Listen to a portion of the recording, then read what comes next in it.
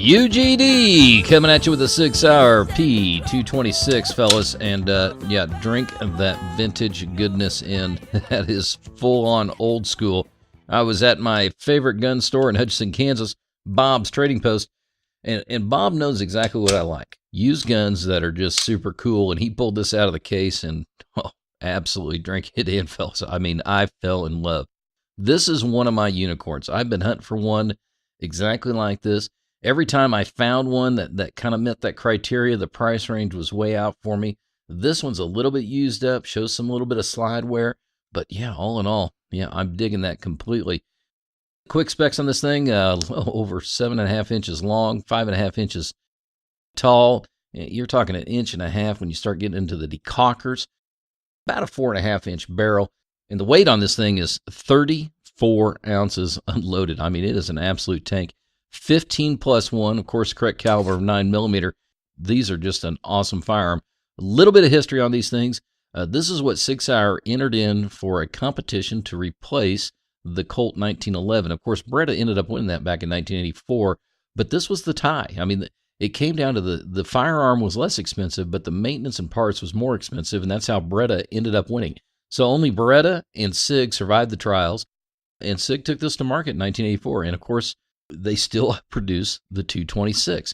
Now, what I like about this one in particular, the grips on it. Yeah, that's the old school grips right there. I mean, that's the military style grips. I'm really digging that. And this is the older version. If you look right here, this is a stamped slide that's been milled out, and then they put in a face block right here. So this one's a little bit different because now all of them are stainless steel milled slides instead of being the stamp. So a little bit different design than what you currently find. Of course, it has the awesomeness of the decocker. Oh, you just can't decock enough on these things. I just love their decockers. Completely controllable. Really smooth double action. Really smooth double action. And I think it's probably close to that 12-pound mark. The single action on this thing, a little bit of take-up, but that brake is just absolutely awesome on it. And now the reset on this thing, nothing wrong with that, fellas. Nothing wrong with that. I mean, that is just pure goodness right there. Yeah, I like that. I like that a lot. So this one just came with the factory sights, dot on the post, which works for me. You know, if I end up wanting to make this a home defense piece, yeah, we'll probably put a front night sight on that bad boy. And let's go ahead and get to the goodness of this thing, the inside, which is where the awesomeness is.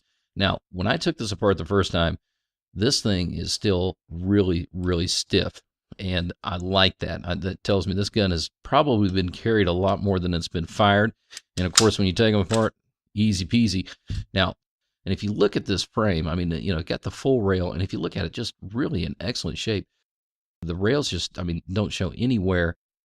Really well taken care of. You know, got a little bit of cleanup to do to it, but yeah, no, all in all, that's just really awesome for a 25-year-old gun. And look inside there.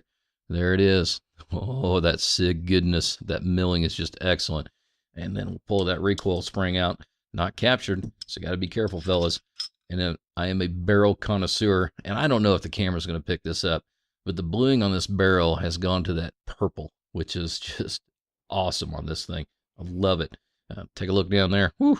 Super duper clean. Oh, yeah, the ridges are strong. Very, very little wear. Yeah, super happy with this purchase. There's only one way to find out what kind of gun I've got here. We're going to take this West German goodness and shoot the hell out of it. Now, if you notice the proof marks right here, Sig Sauer puts these proof marks in it. Now, it is a West German, but this gun was proofed in 93.